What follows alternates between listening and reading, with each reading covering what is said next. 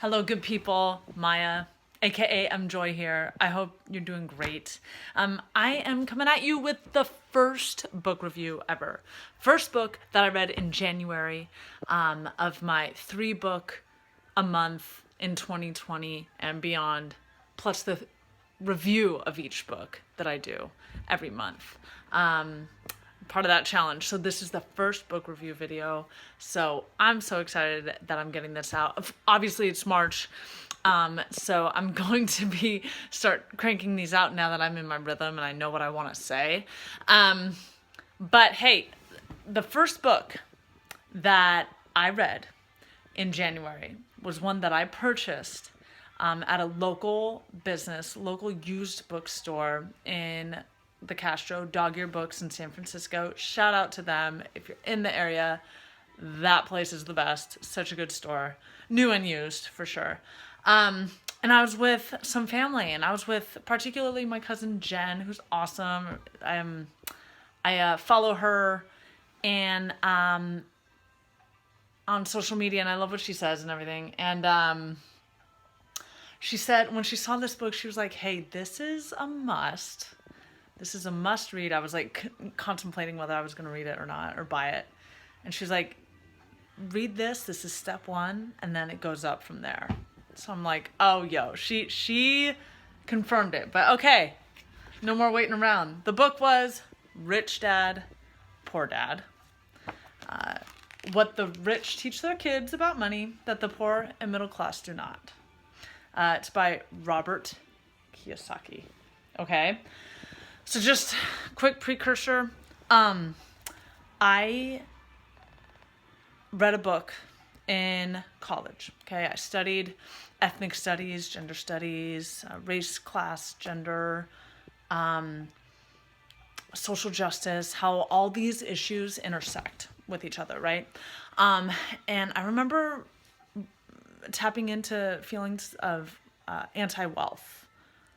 And of course, issues of distribution and all that are very important. And social justice, economic justice is a passion of mine too. I think that is something that obviously we're still working on.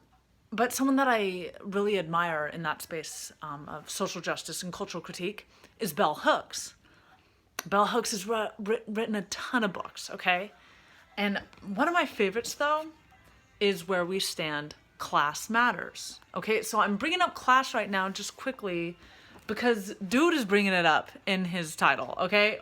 What the rich teach their kids about money that the poor and middle class do not. Okay, so we're talking about class automatically off the get-go, okay? So I harken back to the memory when I was back at school, Humboldt State, HSU. And I read Where We Stand, Class Matters, okay? So very anti-capitalist, sort of mindset that I'm in, especially studying in that field. And in this book, Bell Hooks says, and I've read a ton of things that she's written, but she says, hey, us as working class people, as poor people, as middle class people, of all the people on all the class spectrums, we have the biggest stake in learning about money, in becoming financially educated and literate. We have the largest stake in doing that. And she says, and we're the last people to learn. We're the last people to be marketed to be attracted and curious in learning more about finances, right? And we'd gain the most if we did it. And when I read that, I was completely terrified because I was like, I don't have the confidence or the commitment to go into learning about financial literacy. Okay, so sorry, Bell Hooks, I'm going to continue reading your book, but that whole endeavor sounds like something I'm not cut out to do. So that was my confidence level back then, right? It was like some years ago now. But there's obviously been a shift in me, and I'm so glad that Bell Hooks gave me permission to care about money, because it really did start this whole spiritual healing. Okay, so I know I'm giving you all this freaking background before reviewing Rich Dad, Poor Dad, but it's important because I feel like there's a lot of people that probably really relate to me, right? And having a resentment towards learning about money, an idea that we're not good enough, that we can't, that's not for us, that's not our playing field. It fucking is. Sorry for cussing, but it is, right? This is my channel, actually. You don't have to cuss on your channel. I cuss on my channel. So anyway, let me get into this review, but that's the precursor. Like, this was a big deal that I allow myself to dive into this world, okay? And I appreciate you for listening, hearing my story. And I really do want to connect with people on this, what their paths are in terms of seeing yourself as worthy, or what your ideas about wealth, about money, about how you understand your class standing. Just, I want to connect with people on this. I do feel like this is part of my purpose too, that I'm trying to connect with my music and weave that in as well, because it's just, it's really huge and it's bigger than all of us, but we all play a part, right? So anyway, let me get into this. Thank you for listening to my sort of precursor story. So I understand there's probably a mix of people that are watching this right now that follow me. I know that some of you are in the pursuit of growing, scaling up, and definitely are money loving, and have already read this book. And then I know that there's also a portion of you, I'm guessing, that might be kind of closed off to this idea. I will tell you that when I first read the subtitle, "What the Rich Teach Their Kids About Money That the Poor and Middle Class Do Not," that was a hurdle in itself. This is not even page one, this is cover. I had a block.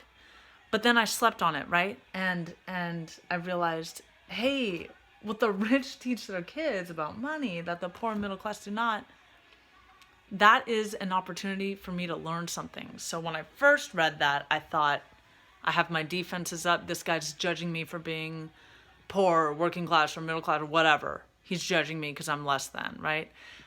And then the second time I read it, there's actually no judgment in that subtitle. He's just saying, hey, there's something you can learn here. And so that's when I cracked open the book, okay? So glad that I read it. I would say this book is recommended for people that want to reconsider how they relate to money, how they understand money, and that are willing to reassess their relationship to money, okay? So that's who I'd recommend this book for. It is sort of like a step one into this world of becoming more financially educated and literate, okay?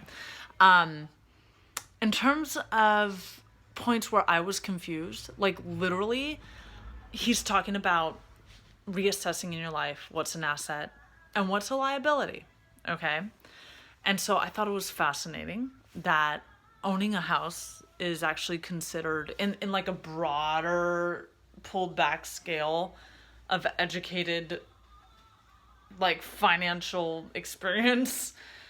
Owning a house is actually considered sort of not a great move because it only costs you money, unless, yeah, it's really only costing you money at the end of the day.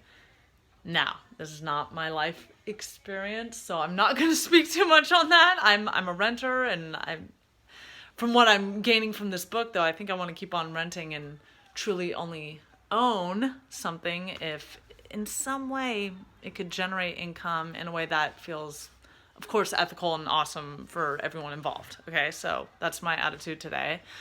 But really looking at assets and liabilities and what that looks like. Increasing the flows of income, right? So for artists and singer-songwriters that have intellectual properties and copyrights, he reminded me that, hey, royalties is legitimately a stream of income that should be considered a stream of income. And because my flows are low, I like forget that that's an asset. So that's something that I can like feed and build. And that was like inspiring to me. In terms of, my feelings about the author, I think that he's kind of like a straight shooter. He does have a sense of humor, but he's kind of like an old school dude. So that's sort of like the voice in the book. He just like kind of shoots from the hip, and it's just like, I'm not here to hold your hand, you know. I'm like, if you want to learn something cool, you know. And he is kind of funny, but it's kind of like an old school dude humor. So just know that. But he obviously is speaking from a really rich experience of gaining experience in real estate buying and selling and investing.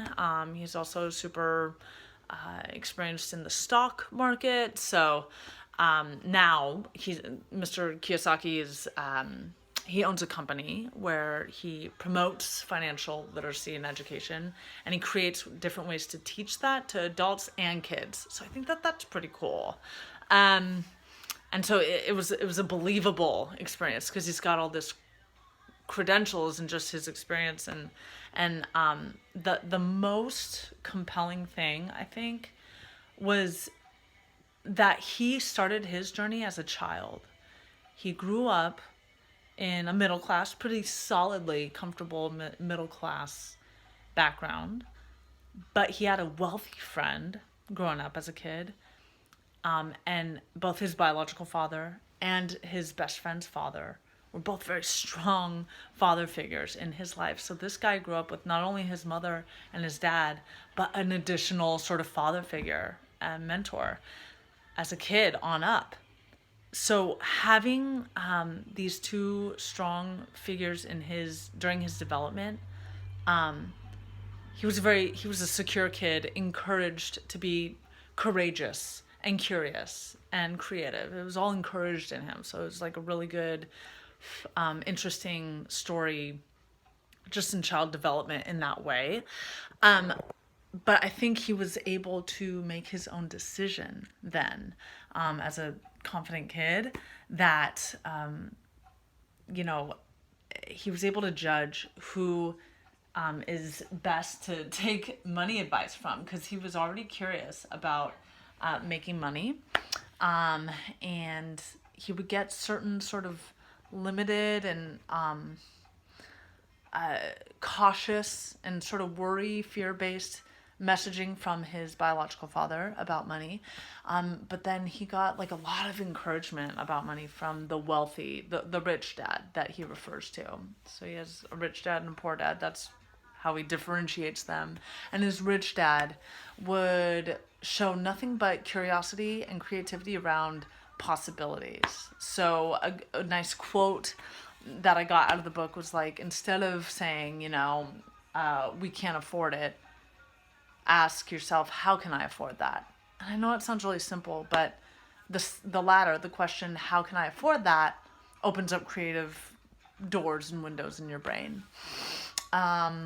And so I really like that principle and like the idea of applying that across the board in my life. But of course, particularly in the financial side of my life as well.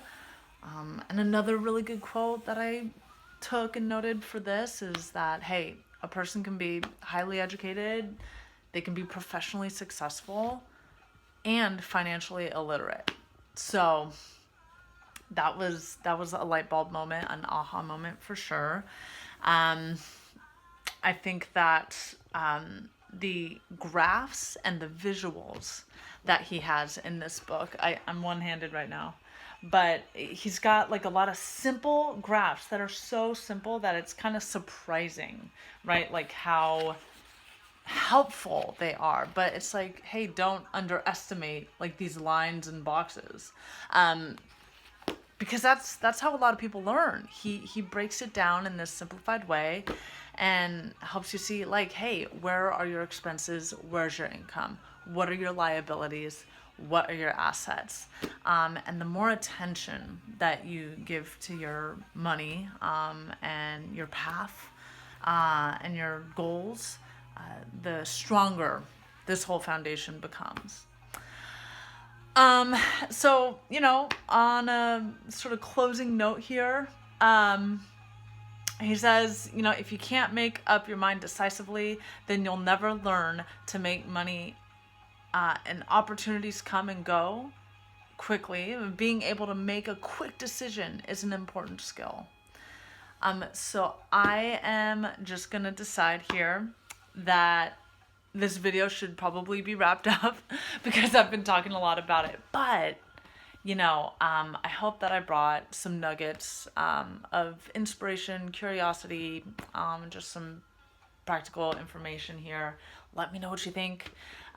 Any ideas about other books to read? Let me know. But I'm really glad that you watched this. Thanks so much.